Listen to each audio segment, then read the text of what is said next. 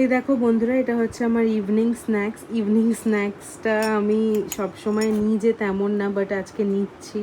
ভীষণভাবে খিদে পাচ্ছে। এটা হচ্ছে ভেজ স্যান্ডউইচ বানিয়েছি, একটু ক্যারেট একটু কিউকাম্বার দিয়ে একটু ভেজ স্যান্ডউইচ বানিয়েছি, আর সঙ্গে কিন্তু নিয়েছি এনার্জেল লিকুইড।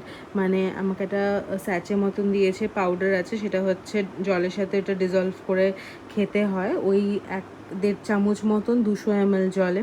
তো এইভাবেই নিয়েছি এটা, কারণ শরীরটা ভীষণভাবে উইক আছে।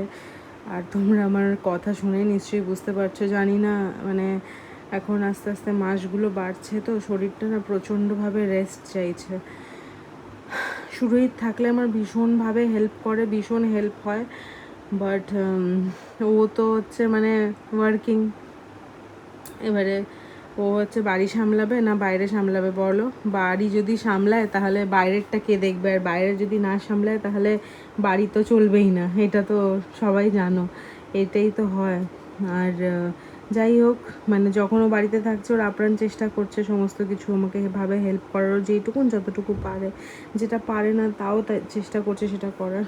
তো যাই হোক, এইভাবে দিনগুলো সুস্থভাবে স্বাভাবিকভাবে কেটে যাক, একটা সুস্থ স্বাভাবিক বেবির আমি জন্ম দিতে পারি, এটাই ঠাকুরের কাছে মানে চাইছি আর কি দিন রাত।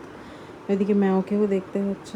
তো কেমন লাগছে আমার ইভিনিং স্ন্যাক্সটা অবশ্যই কমেন্টে জানিও। চলো টাটা।